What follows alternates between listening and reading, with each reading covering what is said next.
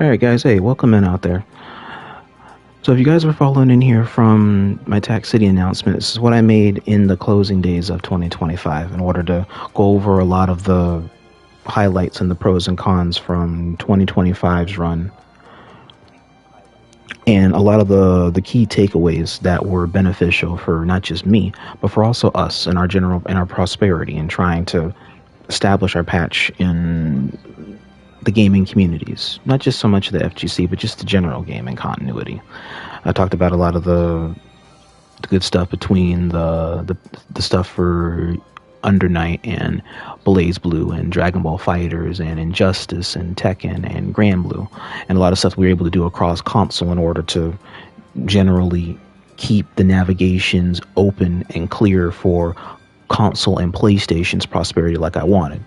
Well, yeah, I can do PC too, but PC already has people. It's PlayStation is what I do mainly care about in order to make sure that it's still here.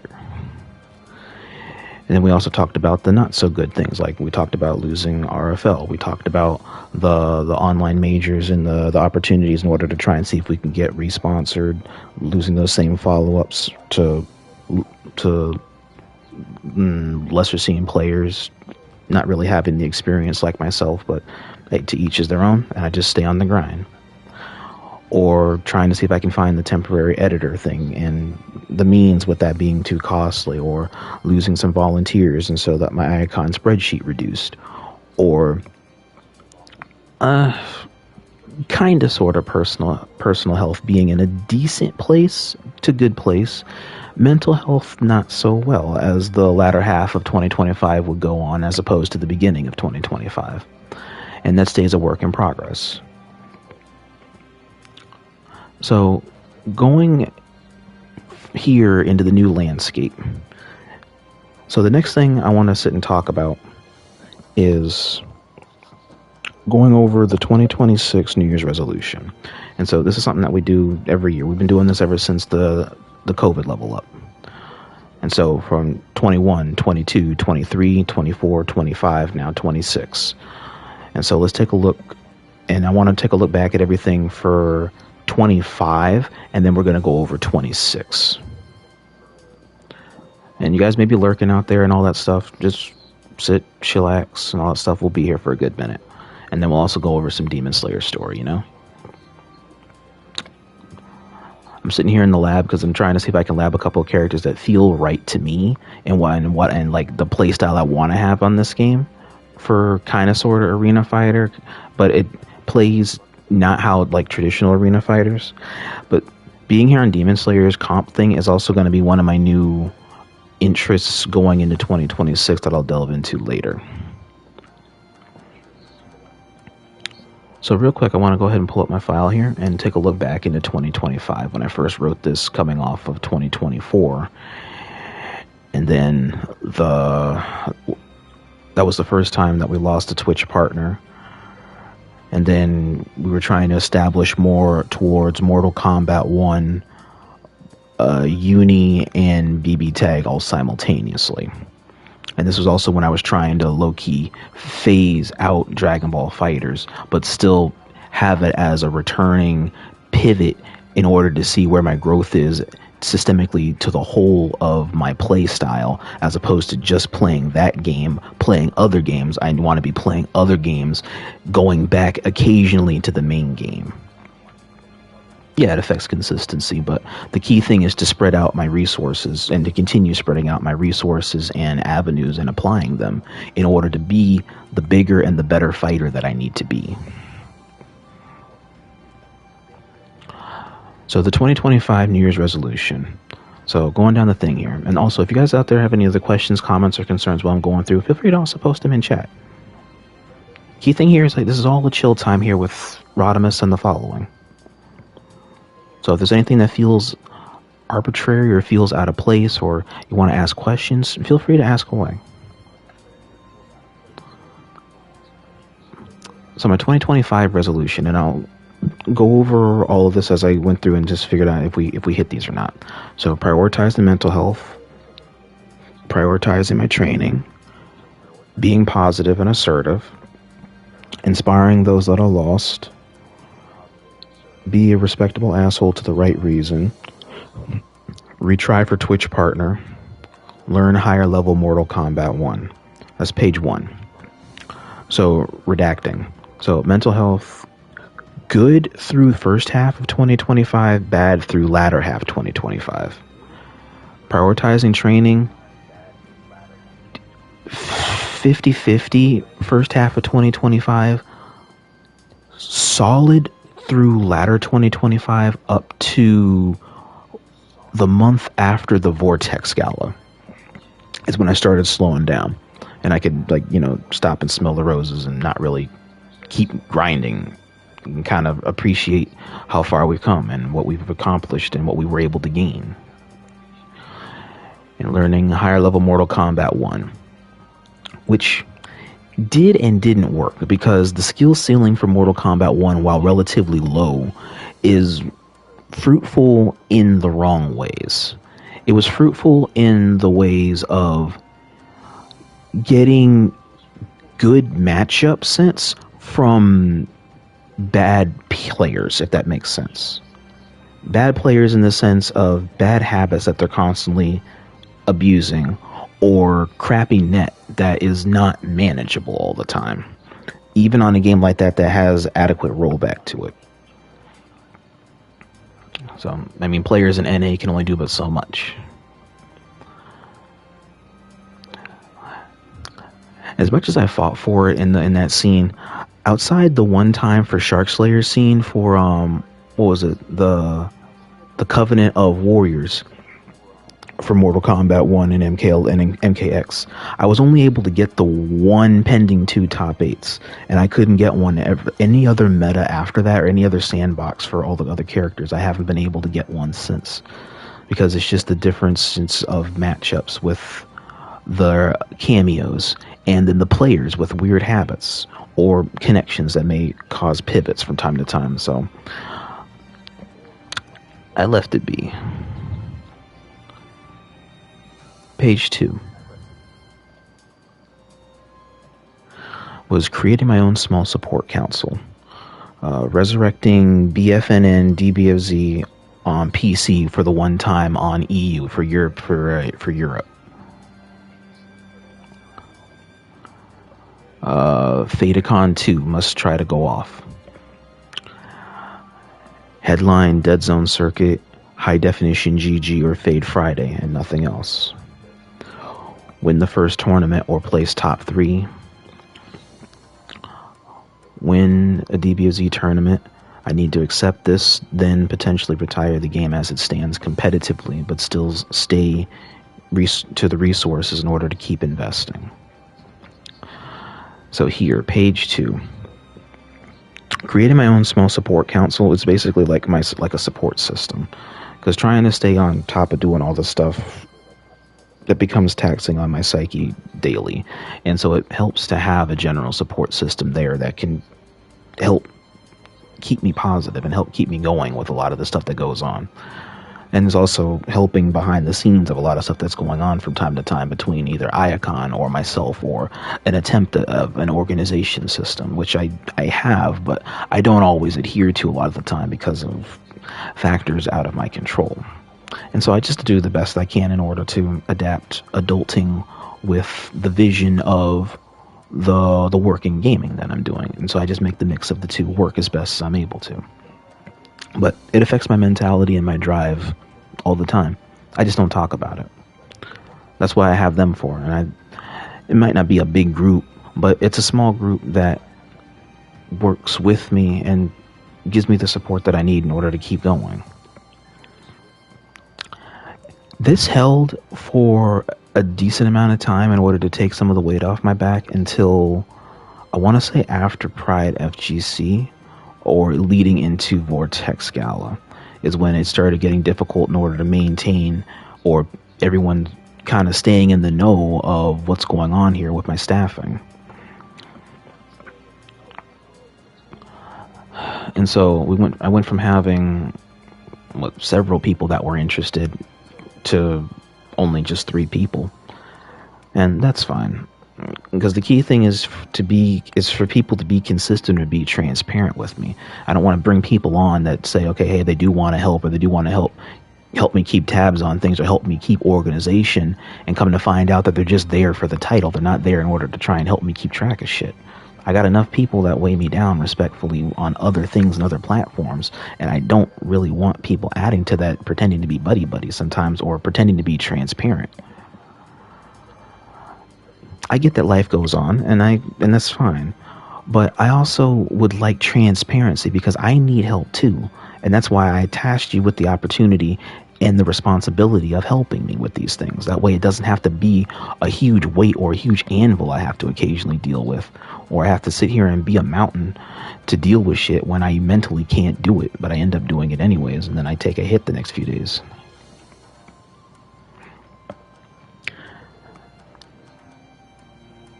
In the remainder quarter of 2025, I just stayed tight-knit with the main three people that are remaining.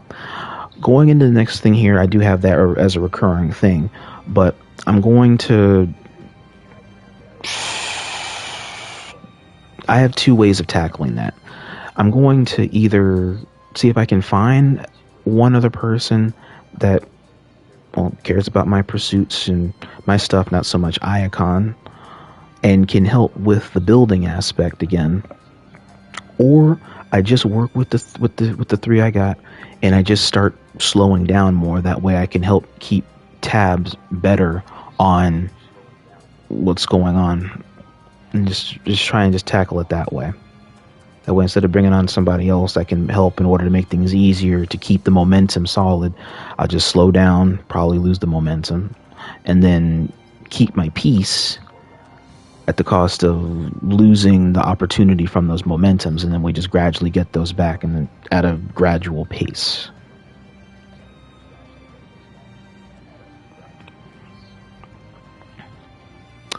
Then Videct 2. Videct going off was something that me and Genji were trying to do for a lot of 2025, but there was a lot of issues going on in trying to get that consistently to fire off. And that started between his moving from place to place at the time, and then me not totally having my money right with a couple of other collabs going on in the forefront between Dead Zone Circuit and Black Jesus. When those got to a decent point and I had my money straight, it was him that's kind of out of the loop in order to get his stuff and his life together and try and find a new locality where he's at now. And so we're still in talks and trying to do both Videct and potentially a Fade Friday League, where he wants to try and feature the goings on of other events that are also housed at Fade Friday in like a league series. There's going to be more with that he'll delve into when the time is right. And figuring out how we're going to bring all these anime games together along with Tekken and Street Fighter. That way there is a collaborative league going on for all these games that's going to happen, right? Okay, I'm back.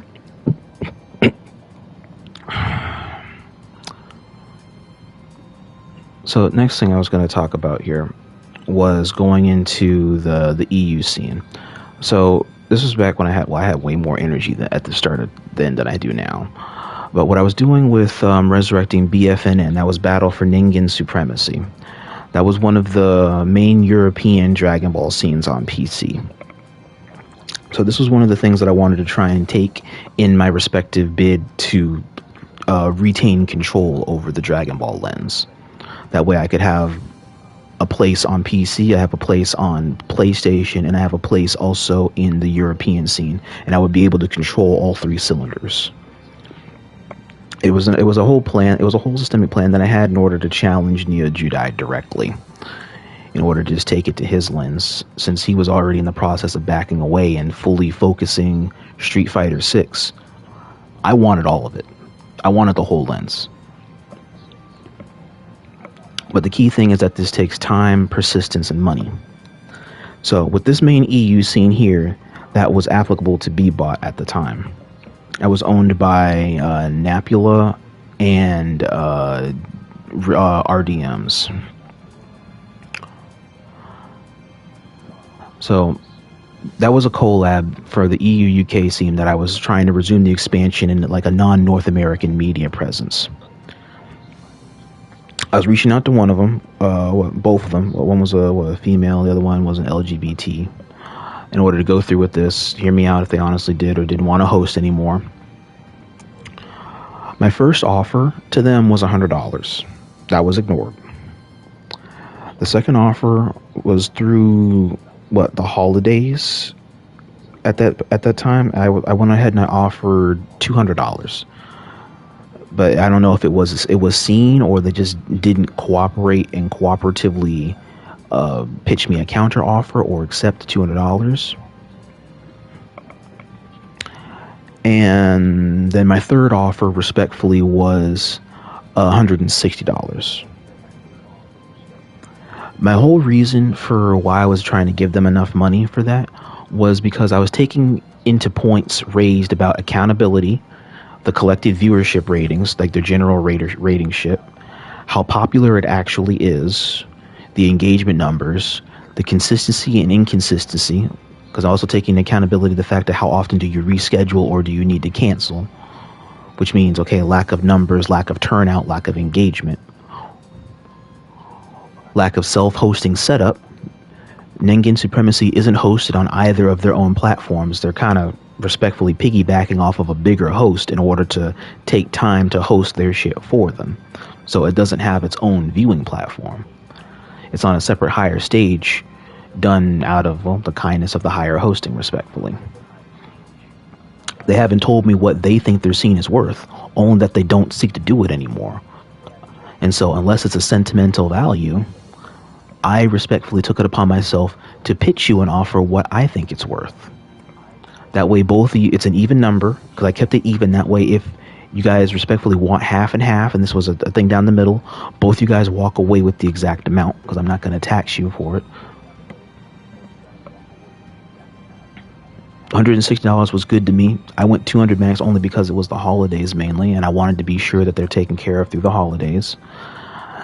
I didn't know what else to say other than to just wait that out in order to just pitch my offer and stand firm on what I felt it's worth and not budge until told otherwise.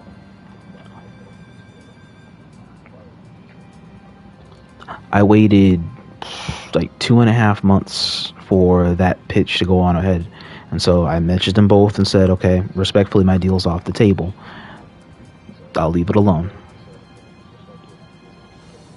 Because they're friends, yes. But at the same time, that part is business. And I want to make sure that if I want to have command over the lanes, I want to have complete control, respectfully speaking. I still want you to have your brand. I'm not changing anything about it. I just need it in order to have the circuit. That's the key. That's the key point, is to have it for the circuit. It wasn't to change the planning or change the scheduling. It was to make sure that you guys kept this going for as long as you saw it. My tag was also there alongside theirs.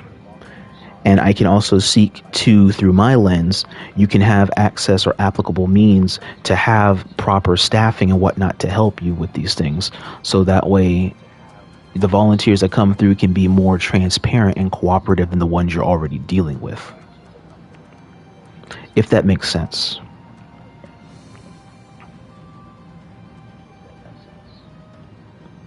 And like, while I was disappointed that like my offer was kind of off or just not taken care of, then cool. I mean, I'll be in my feelings and move on to another days. My main thing was to just pitch my offer first before somebody else came along and tried thinking the same thing I was doing, or you just kind of snatch them up and then they become a part of somebody else's staffing and crew in order to be a part of a future enemy. Or future competitor, let's say. Not so much enemy, but a future competitor I got to deal with is trying to herd in on my brain hoarded on my turf.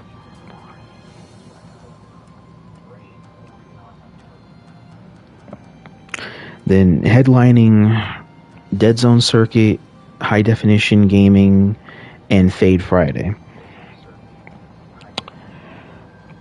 Dead Zone Circuit, I didn't get a chance to stay consistent because this generation of Dead Zone Circuit is vastly more competitive and engaged than the prior. On top of that, he also gave up hosting on PlayStation because of PlayStation 5's shitty lobbying management. Not that I blame him. And so that just made him, so he just made a full PC convert. And that made the dream of trying to headline Beerus' event for the first time ever more and more of a fleeting reality, because there's more people that just get better access to tools to be good at the game all the time or more consistently than I do with my resources. And, well, yes, some can look at that as a skill issue. That's just an opportunity issue. And so I have to figure out how to jumpstart that shit for whatever it's worth. For the high definition gaming thing, that was like one of the higher level Mortal Kombat scenes. With that one, it's not that I can't get games, it's just that the servers that Mortal Kombat all house their stuff in are all dead when events aren't around because the community is dog shit. It's difficult to want to seek games when people are always busy playing other games than this one. But when tournaments are live, everybody is somehow somewhere to be found playing with somebody else, and that shit pisses me off to no end. Like, there's another game too that I have to deal with that shit with, and I'll get to that when I get there. And then Fade Friday with this one was a gradual grind in order to meet Genji's preset timetables for either like a Wednesday, Thursday, or Friday setting, which at that point was either for Grand Blue with his Shion, or the occasional Uni 2 that he might do, or the occasional Melty Blood he might do, the Dragon Ball he used to do on the PS4 version, and then once PS4 was phased out by the totality of the scene, he did unfortunately have to give that up. Tekken, Street Fighter, and I feel like there's something else I'm missing that he was hosting.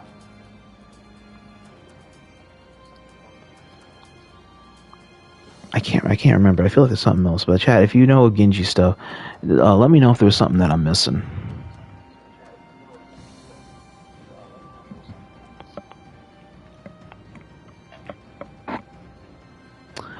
And then win the first tournament or the top 3. Now this goes hand in hand with winning the DBFZ tournament, because it was a whole day when that shit happened that I couldn't understand how to really deal with it. And so that's when like Quinn and Morgan and Neagi helped me try to figure out like how to better deal with winning a championship for a game that I didn't main long enough, in my opinion, to respectfully have the right to earn. But again, it has to do with seizing the opportunity that others did not seize and making the most of it, I guess, is like one way of looking at it. Like the ideology in winning a uni tournament as opposed to winning a Dragon Ball tournament, it led to me just having like a vague layer of depression for almost like a few weeks trying to figure that out, because I couldn't ask anybody about this, or like, how am I supposed to feel with this, because nobody understands how I would feel about that. And so it's something that I have. We did after a while, yeah. Because I had asked about it, and I was just like mentally gone for a bit trying to figure that out.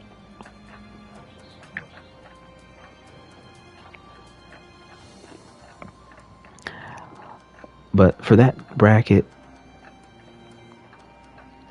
it was trying to think on how's the best way to explain it. Because it was before it was in the middle of it was in the middle of the gala, I believe. One of those two placings. I can't remember exactly what, but it was in the middle of the gala or before it is when the Uni 2 tournament had happened, and then I ended up winning Fade Friday.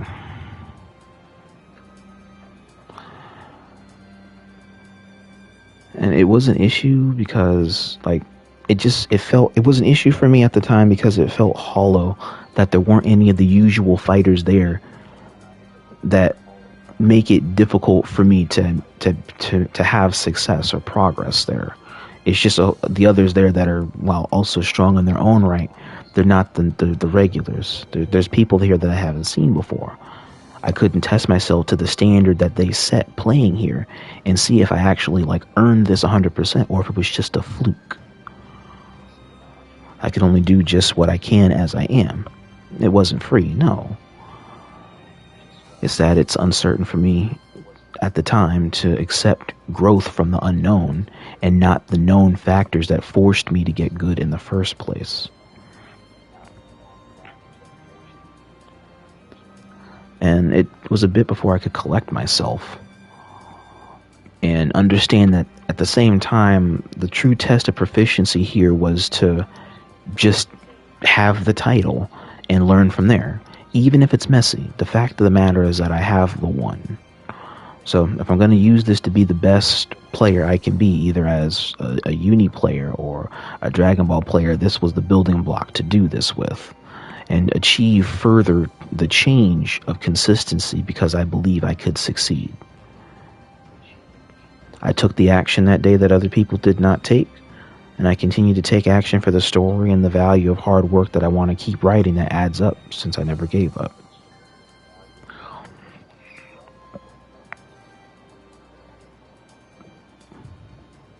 Oh, I see it. Yeah.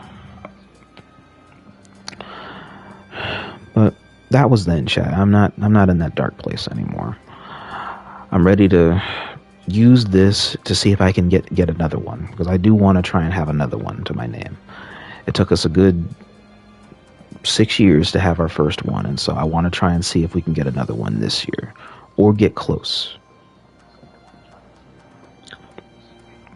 With Dragon Ball, the closest I've gotten was on 2 prior occasions, not at the highest presentation, and then 2 almost back-to-back at the highest presentation from Tampa Never Sleeps. The prior 2 one came from Frame Perfect back when when Sergeant Biscuit and his co-hosts used to host those things. They had a whole multi-ring circuit for that. And then work and family kind of robbed us of the opportunity of having that more. And so that couldn't really go anywhere. And then the other one was with Tampa. Hey, Toji, welcome in, man. And then the other one was with Tampa Never Sleeps. And that took, chat, when I say that took another couple of weeks to really try and get out of my head about that. Because the first grand, this wasn't regular grand finals. This was grand finals of the Redemption bracket. The very first grand finals that I fought there, that one I fought one of my friends that from over in the Mexico DBFZ scene. I fought Argo, because that was a dude that was he's one of the harder Broly Jiren players I've fought in modern day. You're on D. Yeah, Toji. Yeah, this is going into the story that I'm talking about on why I'm picking this game up as a replacement for a current game that I'm kind of trying to phase out for 2026. But yeah, I'm going to be trying to start competing on this game this year.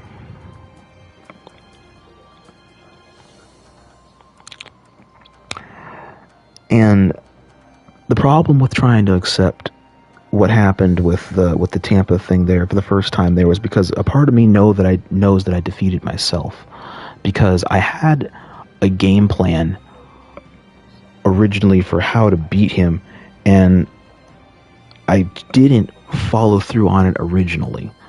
Was my problem, and it probably cost me the lead. Because by the time I shifted to my strategy, it did work, and I was able to bring it back for a sense of a turn. But it wasn't enough to. It wasn't enough to make the change to get him to reset.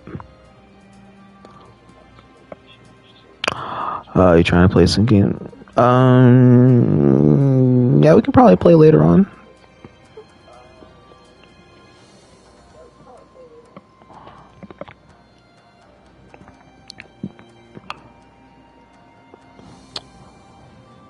And then the second one, well, the first one was the first loss where I didn't. It was a GG's. That one was emotional for me because it was my first time in years contesting grand finals for Dragon Ball.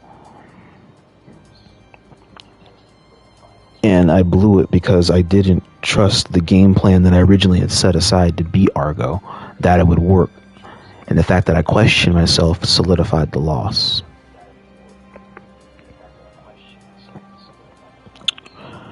Then the second time was the follow-up where I just stayed in the lab like non-stop all that month. I just stayed in the lab putting it situation after situation in order to try and deal with the meta with my team. Because I wasn't trying to sit here and play the meta to beat the meta. I want to do this with my team, my way, with my ideology. Which means I also have to be ready to mash. I have to be ready to develop subtle bad habits at prominent times and then optimize. This is also before the game patch started doing more patchwork to the game. So a lot of the stuff that I know now is kind of outdated, so I got to update that. And there's a couple of people over in the fighter scene that are trying to get me right, so that way I can get majority of my teams updated to current 2025, 2026 standings. All I gotta do is just learn new combos and get rid of the habits of my past routing, where several of them don't work for some characters that I play, and they have new routes that do kind of the same thing but with a little more reward. So, out with the old and with the new type shit.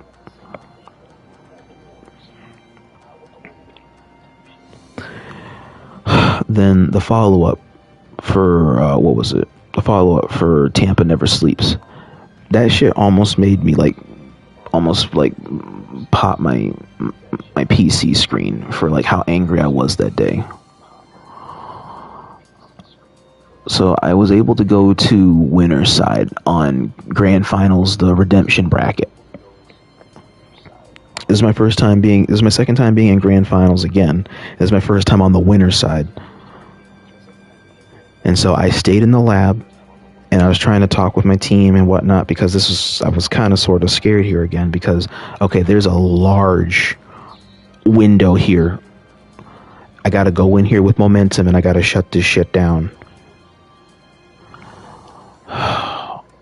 And the problem was making sure that I could stay positive and stay focused on the goal to win.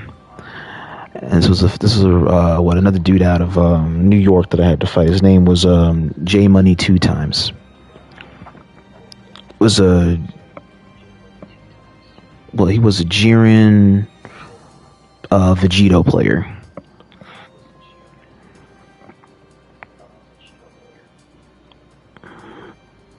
So I beat him 3-0 in winners finals. We go to grand finals. As soon as grand finals begins, the game freezes. Right as I gain a lead, the game literally freezes, and it pulls up a code error, and then it just pulls us out of the app. Like, when I tell you how ridiculously hot I was when that shit happened, because I had a whole ass lead on this guy. Gone.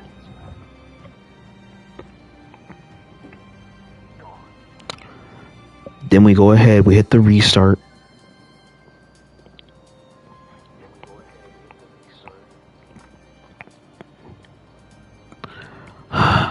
Take the time to breathe, go in there, and then I just get slowly 3-0'd. Then we go to reset. I'm just kind of getting angrier and angrier here because there's just no fucking way I should be losing to this guy. So I went ahead and I changed up the script entirely. I used a completely different team that I haven't debuted in North American brackets. I played this team in Mexico brackets. That's where I played the Double Broly's Android 18. Yes, she is. No, you're good. They can't hear you. She has her beautiful, miserable moments. Hey, she's an original glue eater. What can you say? We do.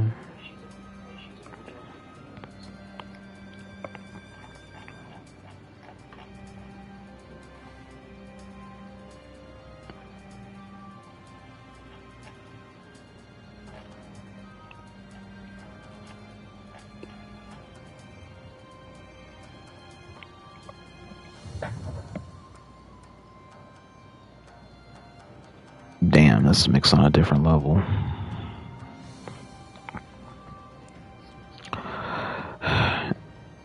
And so I brought that back to 2-2, and then I lost the match, the double match point at 3-2, his favor.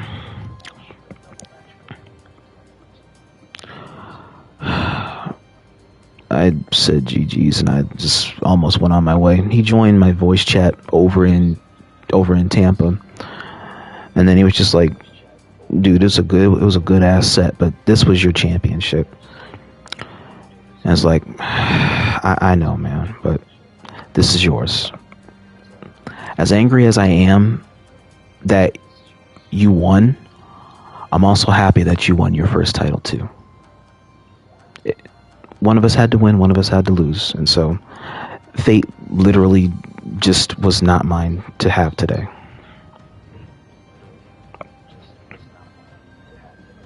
I'll get you next time.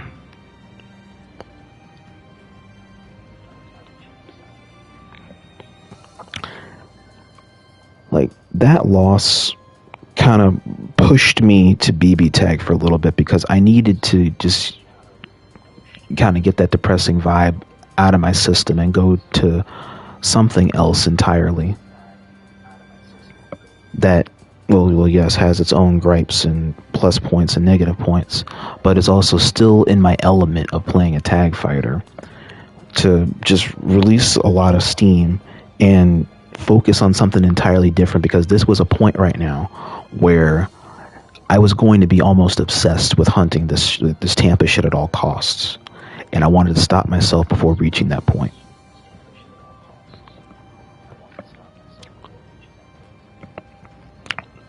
Because in all well and point, that was mine. Like, that championship was mine. And the game giving me this whole error was a sign that, you know what? Let me stop this shit right here. Because that's literally nothing I can do. That's literally the game pointing some shit at me. There is nothing I can literally do about that. So I have to hold that shit. And I refuse to be in my feelings because of a game's shitty registration error. I will instead accept it later on. Go do something else. And that's when I kind of started phasing out fighters and phasing in more BBTAG. Have I gotten over it? Not totally, but it doesn't control me anymore. The obsession to want to headline Tampa, or to at least have my name on there for winning the bracket, doesn't consume me anymore. It took a while to let it go.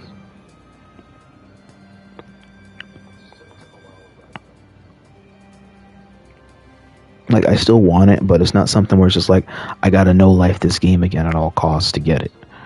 I should be able to just get it as I am and make the adjustments as I go, right? But I'll cross that bridge when I get back to it again.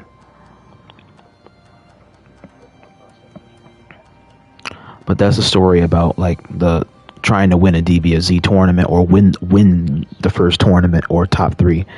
And it just baffled me for the longest time, and that kind of fed my depression going into BBTAG about, like, why was I able to win a Uni 2 bracket, but I can't win a Dragon Ball bracket? I spent 1 year playing Uni. I played 7 fucking years playing Dragon Ball. And it's just like, I feel like a self-disgrace. But at the same time, I don't want to acknowledge that, because there's a reason why one happened and the other didn't happen.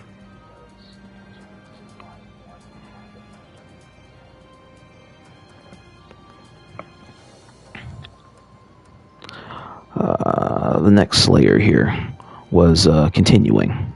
Was to top 8 in Grand Blue Versus. We did this at Kraken Atkins's Plus Frames. Good ticket too. That was a good ass bracket. Embrace the Grand Brews. Did that one. I got a few different top scores. Top 8 at Tampa never sleeps. I've been hunting the top 8 for Tampa since I got to PC, but it wasn't something that I sought feverishly until that Dragon Ball Junction. Now, honestly, I don't really seek it like that. If I get it, cool. If I don't get it, it's another day.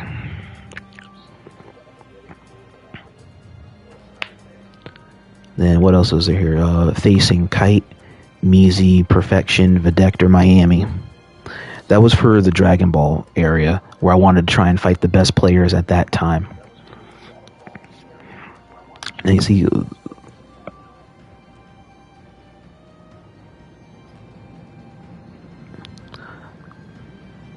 and so if it,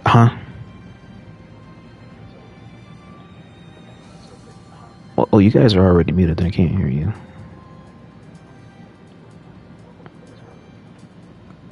Oh, okay. Okay, fair enough. So I would probably just turn you down in order to meet it halfway.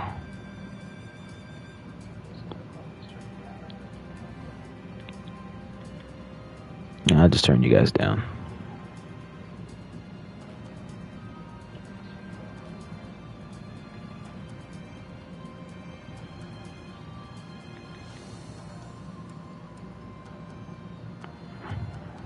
Okay, here we go. But in terms of fighting those one-on-ones, so okay, it's just a me thing, but it's still something that I seek in order to fight the past top players on the game, just as an anchoring point, where, okay, known players or high-level players should have the opportunity to fight other players of like a higher grace or standing, if you can request them. Like, this is one of the reasons why I kind of miss Nokami, because Nokami was like a really good linking person for opportunities like this to happen. So Kite, he plays Street Fighter 6 now, so that was an opportunity out the window. Measy plays Skullgirls now, that's an opportunity out the window.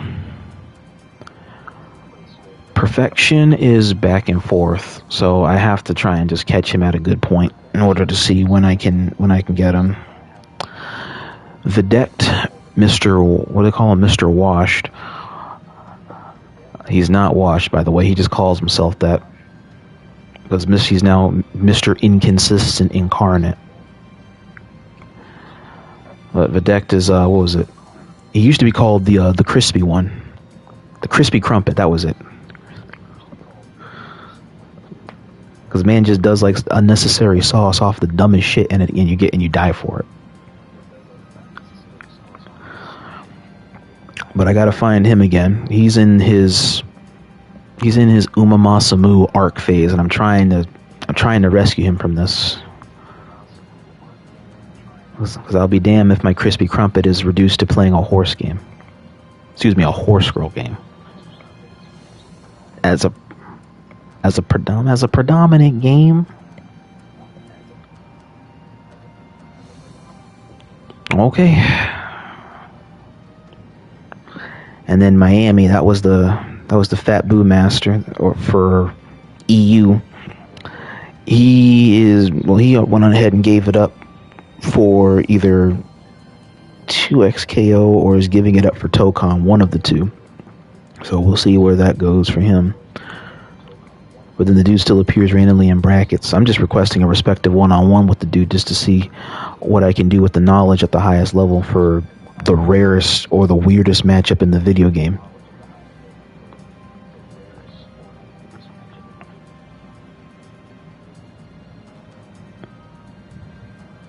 Alright, let's see here, but so that was a 0 out of 5 for those. Then what was it? First to 5 Cloud. I've hunted a match with Cloud for years. Like I dead ass I was. And I keep getting robbed out of those things whenever I do this because I have two other people in my chat that tell me I didn't have PC at the time.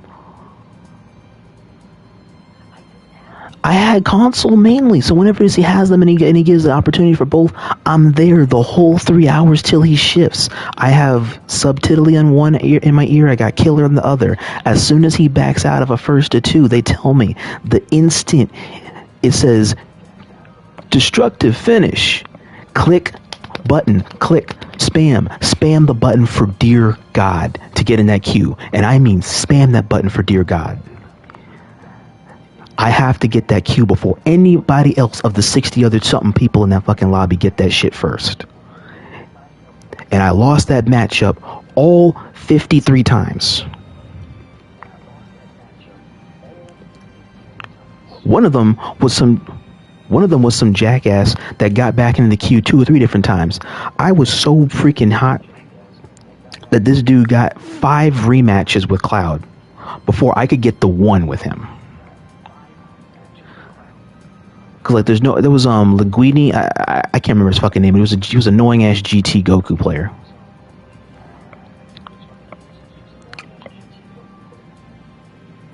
Lucky you. Hell, even Majin's ass fought him one time and was able to one and done him.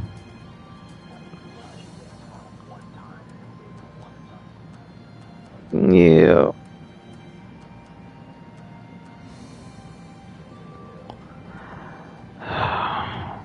And I guess it is a skill issue. I can't hit the button fast enough.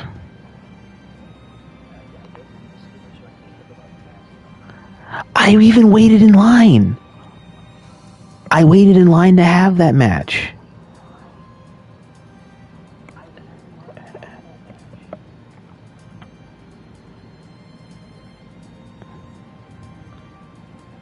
Also had to deal with the 2 idiots that were like around us that were trying to cut ahead of us. Cough, cough, Majin. Because he literally cut ahead 2 times, and it was caught and wasn't caught. He cut ahead of the line. He got his first to 1 and won the 1 match in the first to 1. Kudos. You fought a fake set.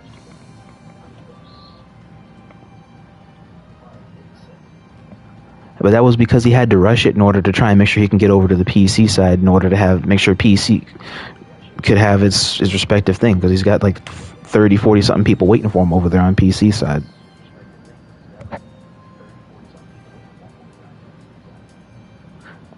Thank you. Like holy crap. Like I know he needed that shit like he needed a breath of fresh air. But dude, like I'm not trying to take away your I know. No. 1. I remember Chris got 2.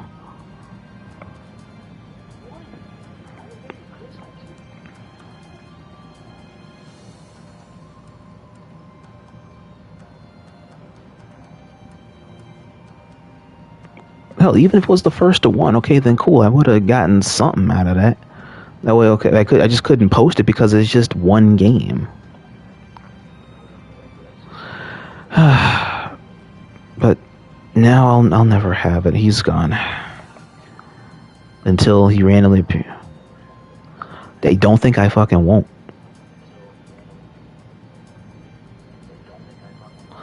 I hate it when you're right, but yes. January 20th.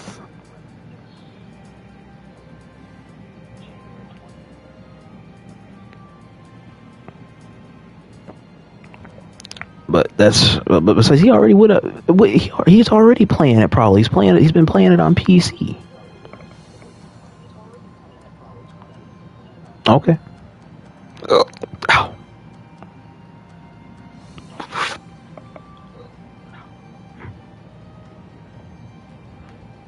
Yeah.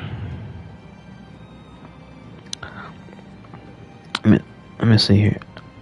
Well, yeah. Let's see here.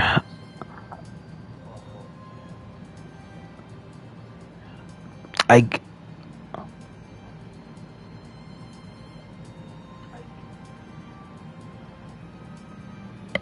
think Bardock.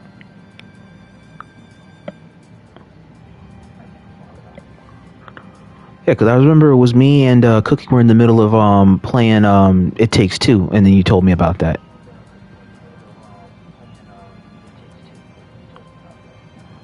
Yeah. But let's see, but that's one that was lost. Because I even wanted to try and see if I could just message him and see if he wanted to try and do it even for a money match. I just gotta be in a sane mind in order to try and think if I really want to do that shit. Anyway, and then let's see here, unveiling Iacon Obelisk. This one didn't get a chance to happen. Instead, that happened as that was a pinnacle I wanted to have for like the niche games in the community, which unironically still happened. They just happened in different ways and different forms for the communities that I was a part of for DNF, for Melty Blood, and for Eunice. So with Eunice, the main thing that happened was the WCCV, the West Coast Cyber Veil. For Melty Blood, it was the one or two collabs that I had with Arkoma, and then pushing the lanes for Dragonfly and Pat Neko. And then for DNF was Candy Brass for a DNF duel, and the one time he tried hosting that, Umbral battle, Umbral circuit.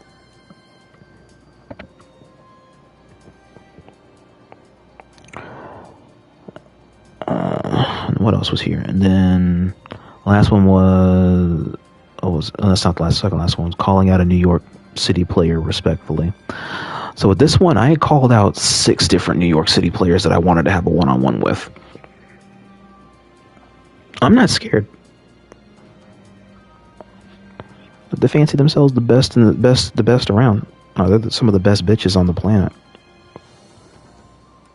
Like, they talk big, but then as soon as they're addressed, it's like, wait, who are you talking to? I'm talking to you. But Dragon God, he doesn't play online. I have balls of steel sometimes.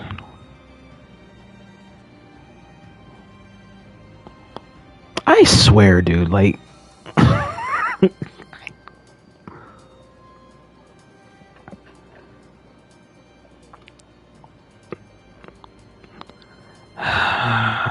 I see. That's just... I don't know how to deal with that one.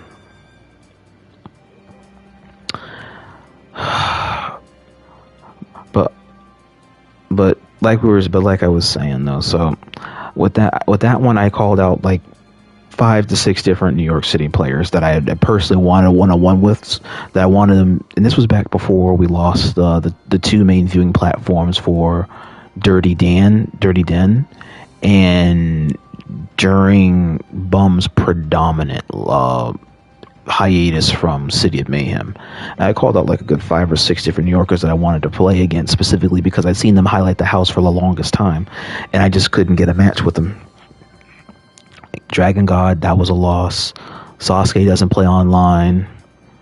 June doesn't play online anymore. No, I wanted to fight him back then because I was like, I didn't even, because he was a nobody then. He's still kind of sort of one now, but he's a more powerful nobody.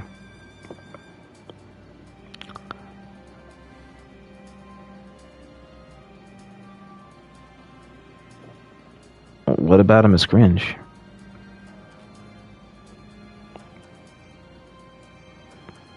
If he's talking about being the best, I mean he gets clapped by the best. That's a difference.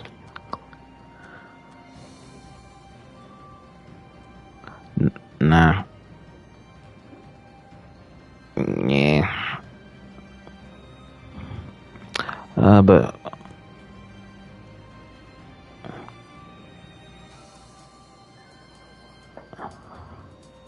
that's fair. But yeah.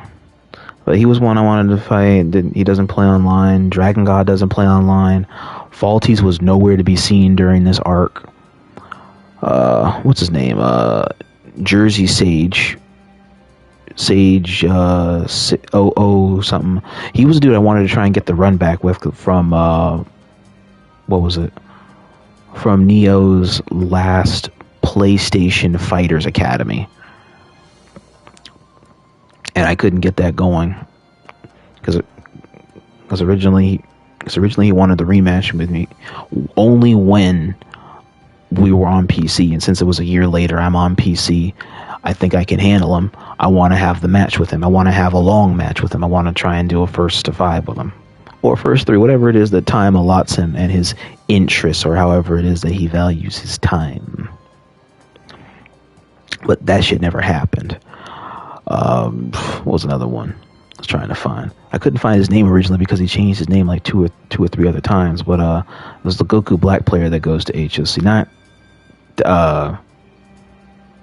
Axice or Rose. It was another one. I can't remember his name. Nah, Alucard plays Zamasu and the other villains. He was another one too on my list that I wanted to try and fight because he was one I've been wanting to have a one-on-one with for years. Nah, he always has a reason here or there why he's not playing the game or doing other things. Then him and Mini Frosted got engaged, and so that kind of took him out of the comp circle. Mini Frosted is a former Smash and MVC2 affiliated person. She's another tag goer, tag fighter. Once upon a time, kind of sort of MVC3, and then she's just more or less in the background for a supporting character for Alucard's journey.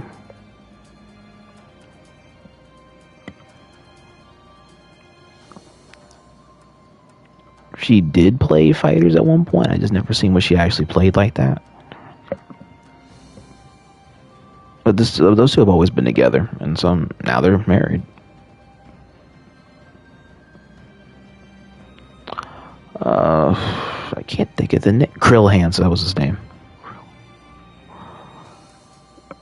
I was trying to find the dude for like a good minute when I wanted to try and get some more tech and whatnot, or experience in fighting like accredited players of like that hierarchy. In Krill Hands, I couldn't find him at that time. I had a feeling if he comes as close as King KC, then okay, cool. It's kind of where I want to be, but at the same time, I don't want to be holding that dumb shit.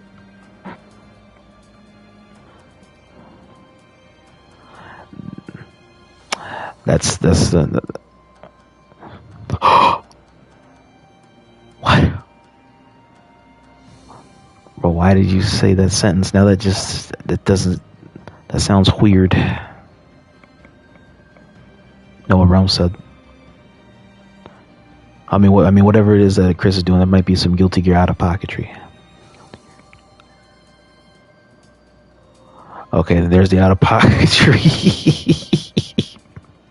Wait, dare I ask, what is Balls playing?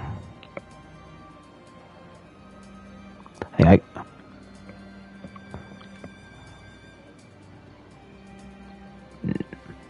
let me switch to the main screen here. I gotta see this. G over. Oh, that's kind of clean. Alright, now I see.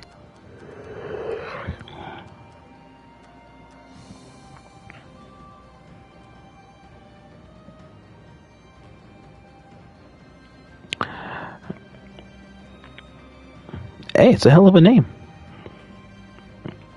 That's what I'm saying.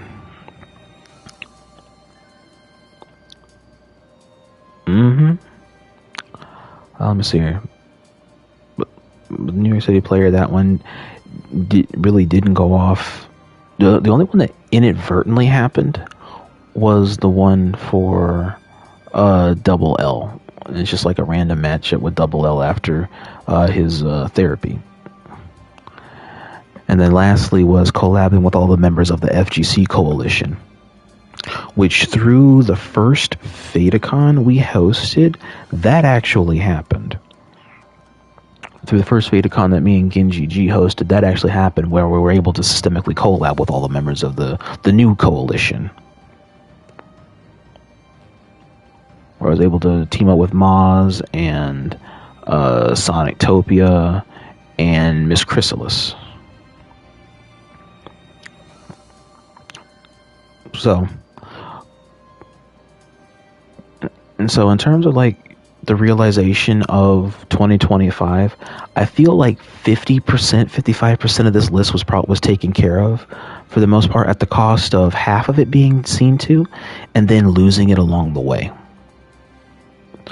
And so now that takes us to the 2026 resolution. We're going to check mark it here. I'm going to go ahead and take a quick break. Going to run a quick 2-minute ad. Alright, for those of you guys out there that are still sitting and lurking, type my my Loud House emote. Let me know you guys are still out there.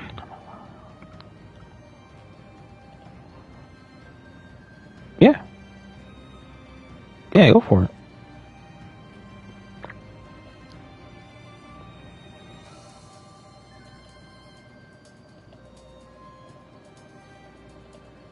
Probably.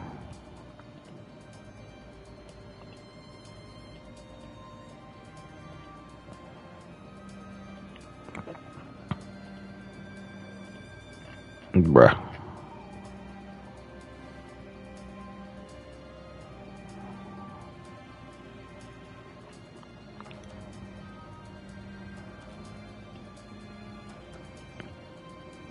You're on that late night algorithm.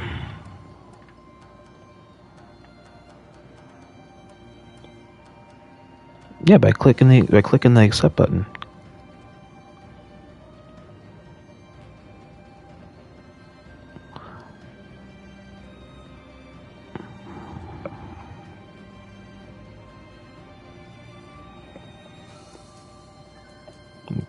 Okay, Homer.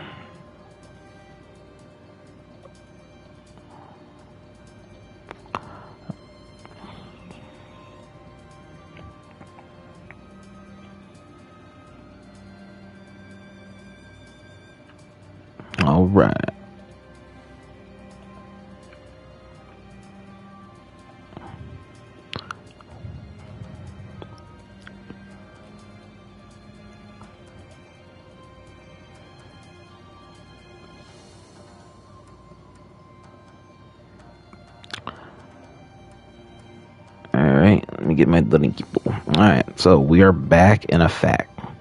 Alright. According to my thing here, it says the 2 minutes clocked in.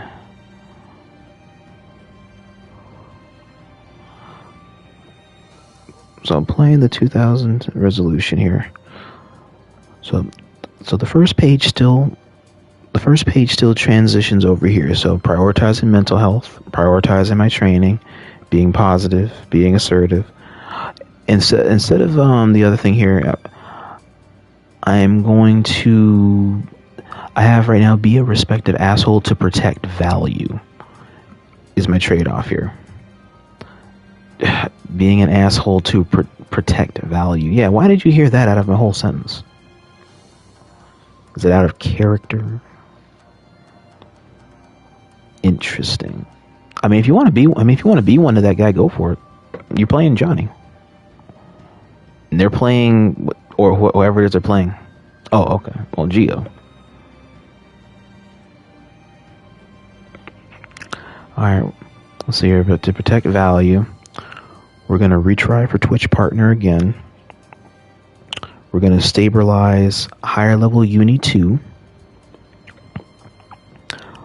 We're going to... I know.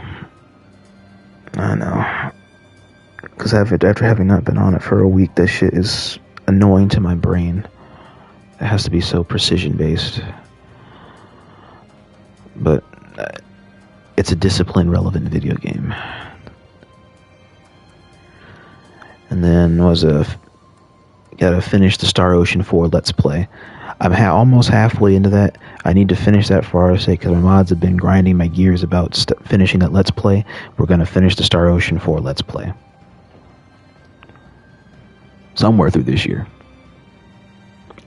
Alright, continue. We're gonna do more casual streams, just like this. We're gonna do more casual streams, because I want to get back on doing these some more, in order to create and recreate the atmosphere.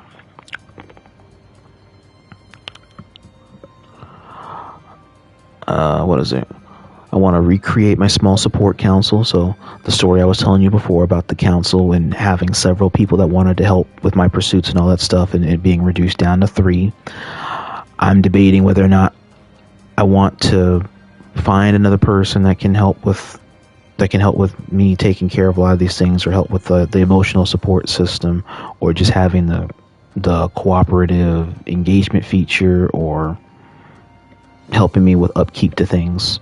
That would be nice. Otherwise, I can also do the other side to this, is to just start slowing down more and then spreading out everything vastly, instead of trying to do tournaments and then trying to do competing and then trying to do the podcasting. Just have a whole month that may or mainly just doing one or the other, or maybe one or the other.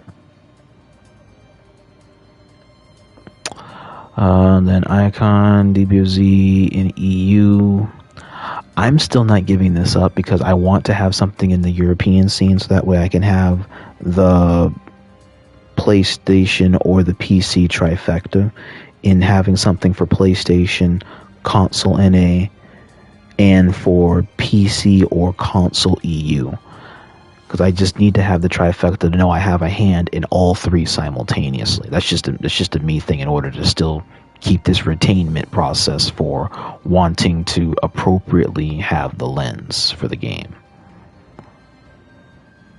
That way my stuff can get seen.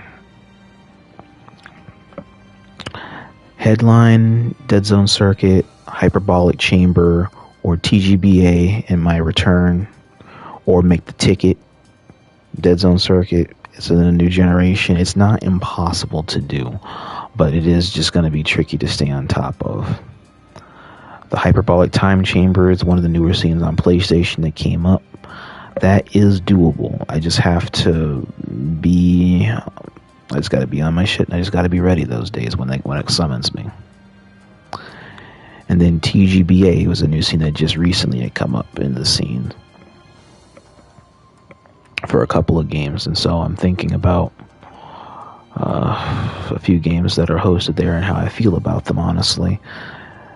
Continuing investment or stopping investment, and then just using the characters that I already use instead of needing to span more, and it just goes into just matchups, since it's going to be the same people at this point. The next here was to reach expert and masters rank in My Hero Ultra Rumble, which is close. I'm literally, like, the past 3 seasons I've been 1 rank off from full experts, which is just a notch. It's a notch under game mastery. But you got to deal with a whole bunch of the broken fuck assness of the meta. which the last 4 DLC characters, along with the balance patches, have literally been cultivating the meta into only these 4 characters or you die. I want to bet.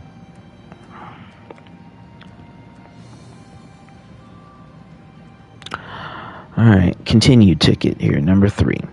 Is, alright, learning Demon Slayer 2. That's this game right here. That I know Toji and a few others here were looking at here wondering why I'm on the game. So this is the new pit stop that I'm going to be taking for 2026.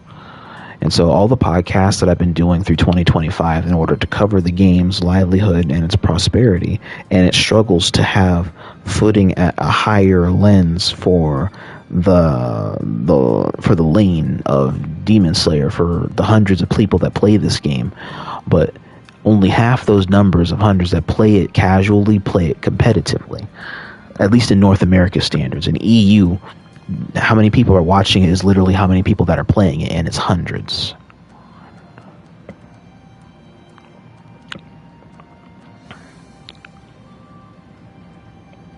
Maybe. But we're also, in that regard, we're going to study and master the Wind Hashira. That's this character. He, in all honesty, is going to be the character that I want to main coming to this game, because his detail and his design stand out to me the most, that I really love, and so I want to play with him more, and I want to figure out how the assists and the second supporting character roles work as like a main character in an assist call, or an assist that is interchangeable, in order to figure out how this works. Because right now, with the way this works is like a 2v2, quote unquote. It kind of gives me Blaze Blue 2XKO vibes, more or less towards Blaze Blue, since you can have like a weird sense of this game's own version of active tagging that creates invul frames on Switch in.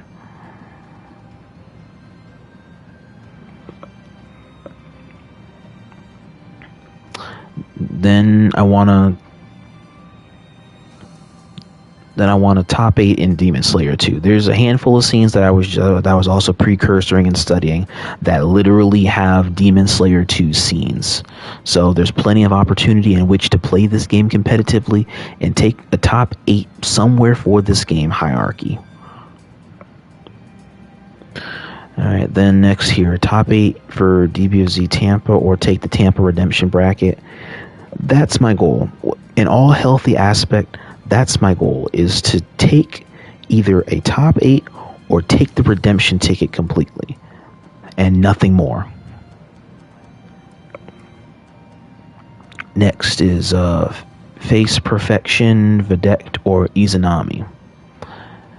And so in those regards, I want to see if I can fight one of those 3, since all the main other EU players are out of the picture. I want to just fight those players and see how that works.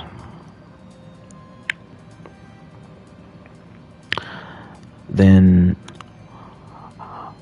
next is I want to fight Masque in Demon Slayer 2. So Masque is, for NA's sake, he's apparently the top player here, or the best player for North American standards to the game. Once I get competent, I want to fight that guy personally to figure out what makes him so strong. I want to have a 1st to 7 with him. I want it to be a long set. Yes, and in some sense I am doing it to myself, but I would rather.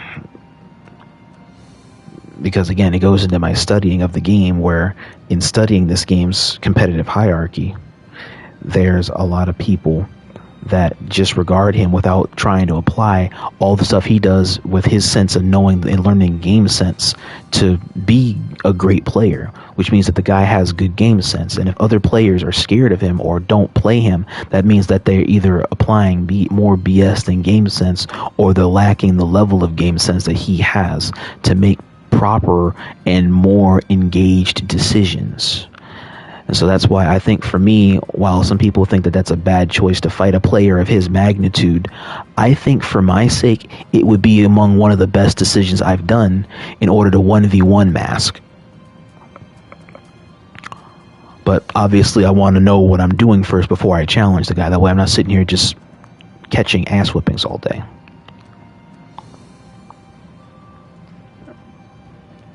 And so I have to be practical about it. Next is first to fiving faulty things. So he's the dude that I want to go on ahead and see if I can get a respective rematch with, because I only fought him randomly in like a random rank game on fighters during the trial of the beta. I ran into faulty things. I just never got a chance to really dock it because it was nice. It was a nice ass set. Dude, Zamasu was actually kind of nice. Next, I want to rematch Fang Regalia on Uni 2. I want to do this on his terms. I know, that's fine. But him, I want to... Understandable. And you're good. I don't think they can hear you.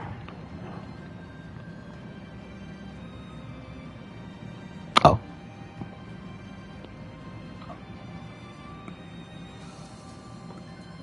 Fair enough. Let's just play and reach. Okay, alright, fair enough. But he's a dude I do want to try and fight, because I fought him in one exhibition a ways back. I can't remember whose it was, but it was somewhere on. It was on PlayStation. Dude hit me with a very intricate Kaguya against my Orie. Kind of sort of would intrigue me to play Orie, and I kind of have not Orie proceeded to help me understand more of Kaguya, which kind of intrigued me to play her myself, which helped me actually have a saving grace as a backup counter pick for Hilda players. And so, if I can, whenever he's around again, or when I get my schedule right, in order to be consistent on the game again and not lacking, I aim to rematch Fang again. As much as I would also like to rematch Wash, I'm also not trying to get myself angry more than need be. I still got to learn that matchup. Which, if I keep playing the PC brackets and keep fucking around with Deerskin, eventually I'm going to keep finding out.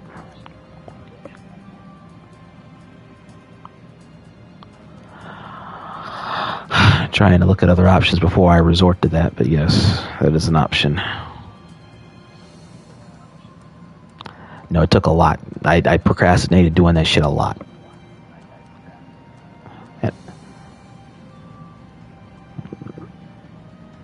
I put them off for the whole of last year and this year until the necessity between WNF and the RFL and Big 8 collab kind of forced my hand, knowing that all these people are going to be coming out the woodwork, so I gotta accept my own hypocrisy in order to just win the game.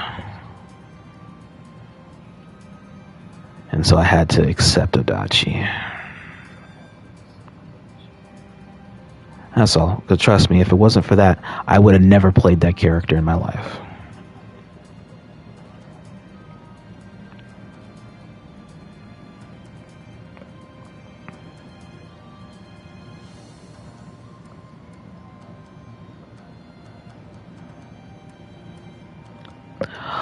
No, that also goes into what I was going to do later on with the BBTAG outline and discussing like what I wanted to do with that game.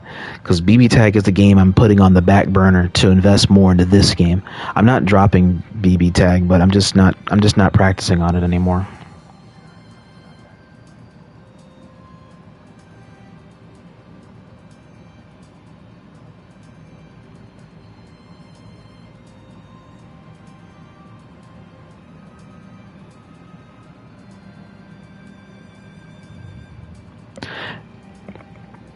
Yeah, from WNF, because I played 47 of them, because one of them two of them I was late for, and so I understand I didn't get a chance to play for them. But the other 48, I played in all 48 WNFs. Out of all 48 of them, I lost the top 8 contest 4 times.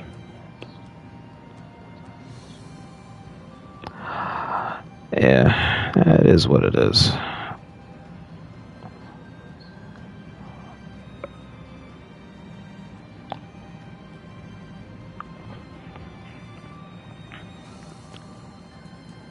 And so that's why I only just wanted it the one time, because I wanted to accumulate this with the checkpoint and understanding like how many of the active BBTAG tickets do I have for all the scenes that are represented in the hierarchy for the game. And that was one that I had wanted because it was soon to be a highly coveted one, or possibly an extinct one. And so that's why I just stayed. As much as I hated that, I stayed on it every day to stay on it, and just took my own advice in order to be consistent, whether I like it or hate it, and to just fight for what I want. And I just stayed on it all year long. And a whole other year playing the game, and it made a subtle difference, but it did not make the biggest difference.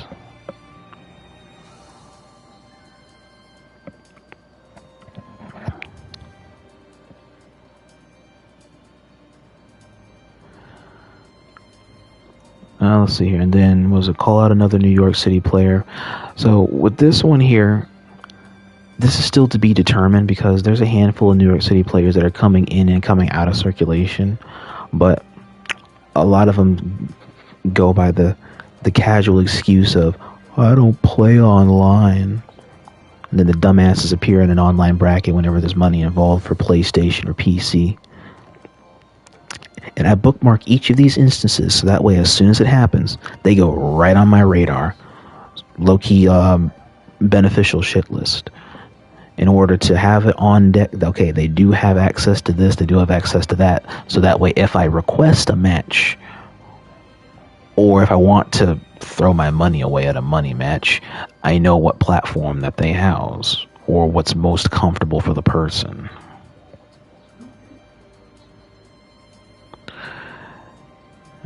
Next is Iacon. And so for Iacon enters year 7 in the FGC. So here is a dual network. It's a dual network thing here between the podcasts, which have been proven to do good activism for the communities, and the tournaments. Like, I like doing them both from time to time.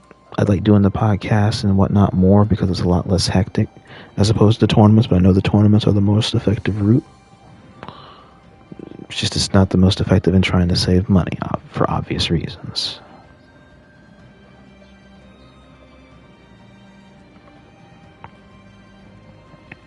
So here, the main thing with that was to launch DBFZ 13 on PC and have this be a statement about Iacon to PC's livelihood. And so for that one, the stakes have to be high by default, which they will be. That was a match Reno I've been saving for the past 2.5 years on. Obviously, I have it around so that way people, if they want to donate, they can donate to it. Just nobody's donating to that shit. So it has to all be me.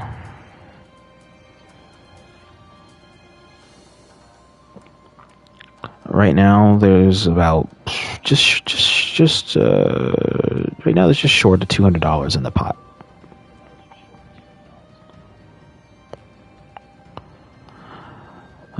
Next issue is to launch.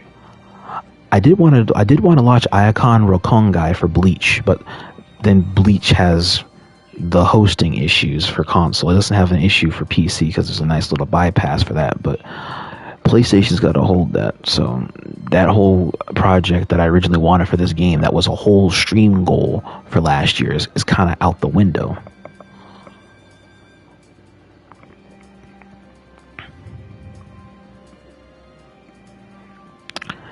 Next was launch Iakombat Millenia for Mortal Kombat 1.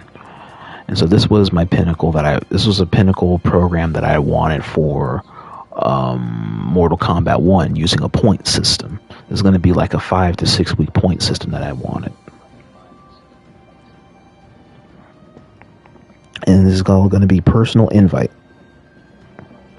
Each theme, no, that's 6 weeks, 8 weeks, because there's going to be 8 different programs in order to represent 8 different Millenia items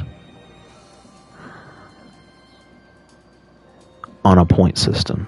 And then I got to go back over the past point system that I utilized in my collab with Nikito the One.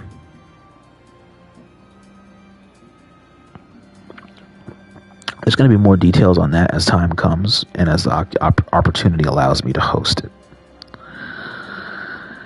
And then podcast-wise is to discover the Uni 2, the DNF Duel, and the Sparking Zero community issues. Those three specifically are the ones that are high on my list. Bleach, if I find the right person, I'll get an idea on how that is. Hunter x Hunter, that's a slightly ongoing thing until the DLC wraps up, so I already know what the main issues are from the main New York dude that I invited on the platform that told me about all the pros and the cons with the game in our in my second episode on Hunter x Hunter. So I have an idea already on the fallings and the failings of the game. It's just the comp scene. Next is to finish the BBTAG WNF documentary. And so I knew that one was coming, and so I already had prepped myself to slowly accumulate all the work when that comes, when all the runs are posted. And then I can take a stream or two at some point to go back and look at all my runs to figure out what went right and what went wrong with all of them.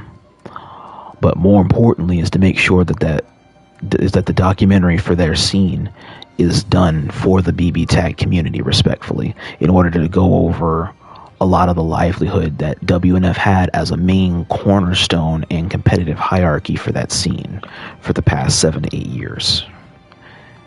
And that's one of the most important documentaries I need to finish and write. And it's almost there, because I have the bookmarks for Ready 30, and I have the bookmark for Master Chief's statements set. I just have to take the time in order to have at least 30 minutes to myself at some point when I get home to sit and do a recording session in order to look over all this accordingly, have the links and all that ready, and then go over my thoughts on it. And Kraken Atkins's as well. And then lastly was to secure the After School Sophie or the Diaphone podcast. These two are, like Nikito, are a highly coveted podcast saying that if I get it, it changes the landscape of that IP that I'm following. And I had these all throughout 2025, but there was always a reason with their scheduling or with their reasoning to the game why they just didn't want to talk on it that much. Because After School Sophie, before she got herself in hot water with the drama in the VTuber community, I could get something for that, at least for Tekken's sake. And then it just didn't follow through. Then Diaphone had a few instances I could get Diaphone, but it's just, again, it didn't go through. And I stayed on this because I would really like to hear his thoughts on a handful of games that came out between City of the Wolves and the big Undernight patch and 2XKO's early beta, or Hunter and then Impact that he was really going into, or Grand Blue. And then the schedule shift just kind of messed everything up, for a lack of a better term. I mean, we'll get it back. I just gotta stay on it. I gotta be persistent, not naggy, but we'll get it back.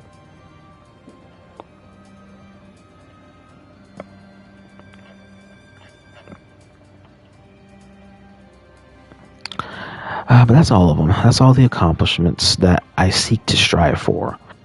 A tall order for some of them, almost impossible for others, but I wouldn't ask it of myself if I knew I couldn't do it. Like, my goal is to just love myself for the flaws and strengths that I encompass as I grow, and try to do what I can for me and give back to these scenes in my wake. And I just try to forgive myself for the opportunities that I missed, or probably letting myself down, or backing off from the commitment altogether. Alright, but that covers everything I mainly wanted to talk about for the 2026 resolution. If there's any questions, comments, or concerns out there, let me know. By all means, I'm going to get ready to run a quick ad break. And then probably might just hop online for a quick thing in order to find a couple of matches here. Or I might just call stream there altogether. But I appreciate you guys going on ahead. Do you plan on competing for the BBTAG community, or are you calling it quits? So for BBTAG, I'm thinking about slowing down on training and practicing for the game, but I'll still occasionally be competing on it, so that way I can still get the people's matchups, if not the characters' matchups, or vice versa. As annoying as the game has been, I can't say that there wasn't progress over like the past year in dedicating the majority of my time mainly to that, and then putting the main game to the back burner to focus that like a main game. I didn't get all the progress that I wanted, but I got it on some fronts in the matchups in meeting that game's higher ups in the competitive hierarchy, and the people that generally win, and how I can match myself against their knowledge of the game and their tag knowledge and game sense. And for the most part, I was decently content with fighting a decent amount of them. Some was a wash, some was a close loss, others were barely a win, but a win is a win all the same, and a game as nutty and chaotic as BBTAG. I don't think I want to, at the moment, just continue like training on it for the sake of training, because the same issues that drove me away from liking the game the more I was competing on it won't really call me back to continue the same engaged practice.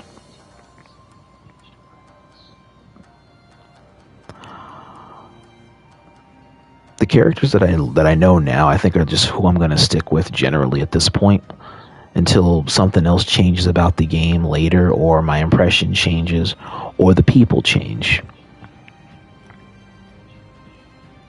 Not so much the scenes, but the people. So I think for right now, since my motivation to like get better was to make the WNF ticket,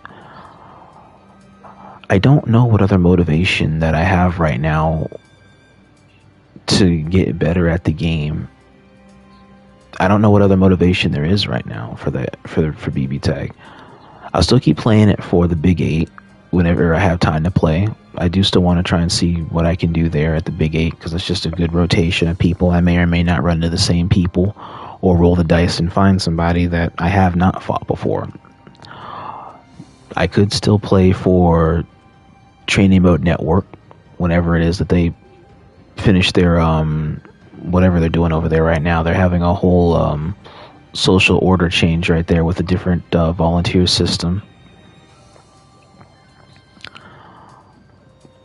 Who else is hosting right now on BBTAG that I'm aware of? Because IF is taking a different pivot with inclusion, because it's like the numbers just don't reflect the engagement, and so they're just doing revision of one-on-ones. Vortex Gala, that's once a year, so that doesn't really count. Kraken Atkins, I don't think really hosts as much anymore right now, so that's also off the table at the moment. Church may host, don't know, don't care. RFL is off the table at the moment. Yeah, that's disbanded. And that one I have placed at before. I feel like I could do better this time, but I'm also content with having at least had it the one time. My own events, I don't count them. PCF, I've placed a few times, I think. Weekend Rebel Rumble. Okay. Weekend Rebel Rumble I placed a few times. Fade Friday I placed a couple of times.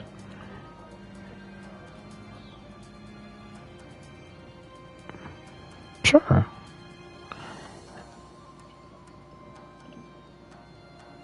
Okay.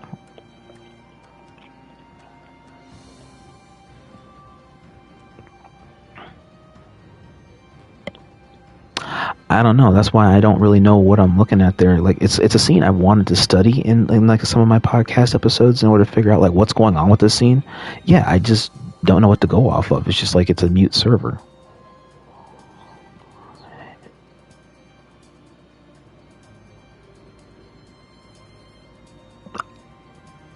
Yeah.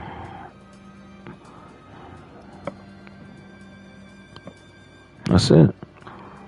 And then D&D. I know I played at it before. I just can't think of whose server that was. I know it was Phantom 99's. It was a Ruby player. I just can't think of like what the name of the event was, but I know the abbreviation was D&D.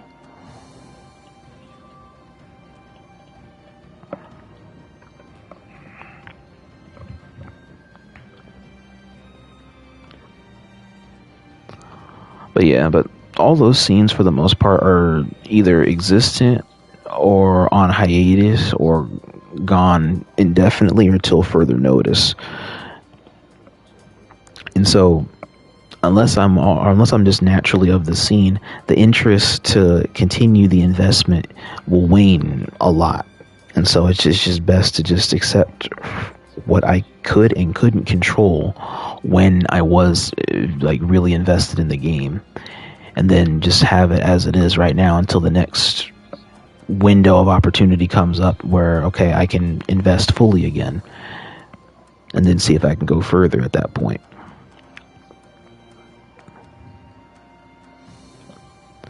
And so that same drive that I had there, I can go to trying to go on the next adventure. And so that next adventure takes me here to Demon Slayer, which unironically doesn't take me out of my tag element, funny enough. Because this game has all the same like combo systems and using the assists for pressure, and even an active tag system, kind of like BBTAG, with similar wonky stuff you can do like BBTAG in fighters. So I could probably be at home once I get used to how neutral works on this game. Be like another, like a third or fourth home away from home type shit. Basically, call me Macaulay Culkin.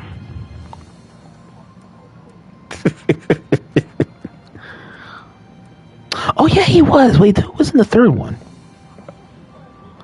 It's like some other white kid. I can't remember who. He didn't leave a good impression on the third Home Alone. That's how bad it was.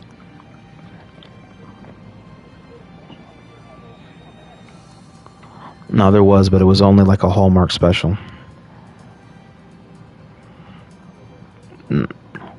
It might as well have been. Now you see, the Macaulay Culkin himself actually pitched a good idea for a Home Alone follow-up where he could have kids, and then there's like a whole thing with navigating like an emotional pivot or whatnot that the traps are supposed to symbolize and all this stuff. It's like, this dude really thought about this shit, and that sounds like a good pilot. And I'm surprised no one thought about trying to listen to the guy himself on how to make a follow-ups.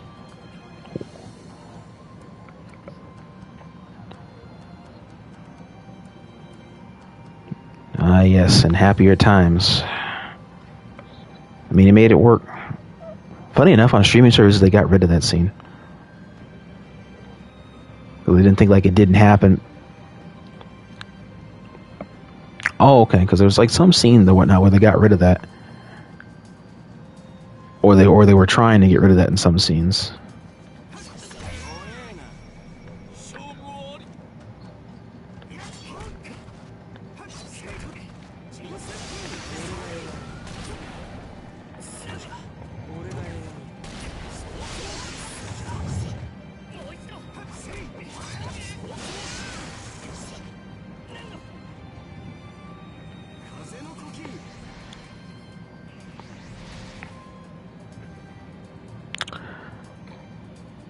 Alright, but chat, for the most part here, this will go over a lot of my guide for what I'm wanting to do for a lot of these games here. But I also kept my... It's a long case, yes, it's a lot to go over. But at the same time, I went on ahead and outlined all the games I am going to be focusing, a couple of the ones I'm going to be trying to phase out, and then see where the paradigm of 2026 takes us. It's going to be a difficult process trying to juggle this with home care for my folks, and also with trying to juggle my job and trying to see if I can find a new line of work. And so the key thing is just trying to have balance, which will be hard at first, and then it will find a happy medium somewhere in the middle. I can't guarantee exactly how long I'll have the piece, but the calm before the storm. Focus on the good when it's good, focus on the bad when it's bad. Since we're not there, it's not something that I need to worry about right now. The key thing is just making sure that I have the road ahead of us, so that way I know where I'm going. You guys know where you're going too, if you guys want to be here along with me for the ride, right? Alright, I'm going to check market right here. Alright, let's go do some story.